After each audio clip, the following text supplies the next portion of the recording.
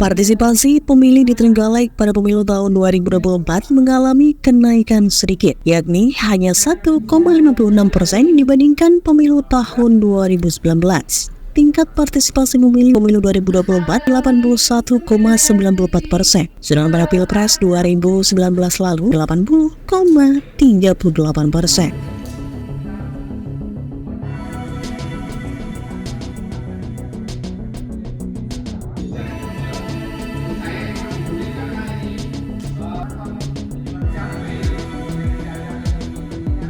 Komisioner KPU Trenggalek Nurani Soyomukti mengatakan bahwa kenaikan partisipasi pemilih ini tergolong wajar karena Pilpres dan Pileg selalu memiliki tingkat partisipasi yang lebih tinggi dibandingkan Pilkada.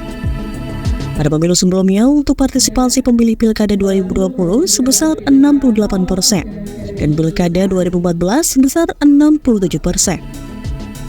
Di sisi lain, untuk pemilu tahun 2024 calon yang dipilih juga lebih banyak.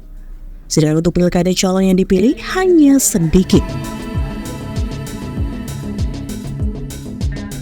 Lebih lanjut, Nurani Soyomukti menjelaskan dari segi sebaran partisipasi pemilih tertinggi berada di Kecamatan Munjungan, Gandusari, dan Bendungan.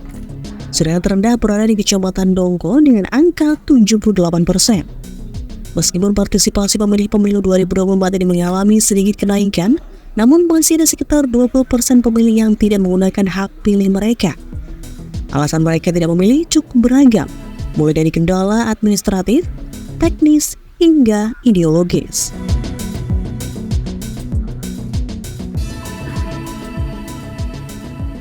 Si masyarakat Trenggalek pada pemilu 2024 ini seperti apa sih, Pak? Kalau dari tingkat kehadiran di TPS atau angka partisipasi masyarakat untuk pemilu 2024 ini di Trenggalek ya ini kami setidaknya saat ini yang kami data sementara ini Pilpres ya.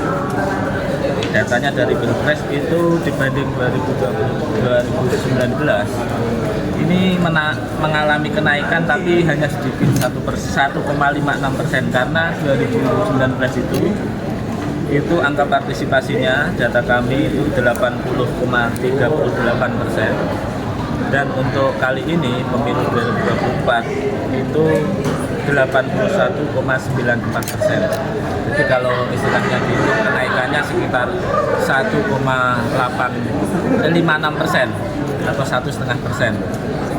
Jadi ini merupakan hal yang menurut saya ya biasa, karena memang Pilpres ini kan tingkat partisipasinya selalu tinggi dibanding Pilkada. Kalau Pilkada itu kan kemarin terakhir sekitar 68%, sama dengan 2014, 2020 hampir sama ya, 67%, artinya ya dibanding Pileg Pilpres tentunya karena jenis surat suara yang dipilih ini kan lebih banyak, terus calonnya juga jauh lebih banyak. Kalau misalnya Pilkada itu hanya 2 pasangan calon, ini kan pasangan calonnya presiden saja 3 pasangan calon, terus belum lagi kemudian pemilihan DPR RI, DPR di provinsi, di kabupaten kota, dan kemudian DPD. Jadi bagi kami ya hal yang wajar, bukan suatu hal yang istimewa.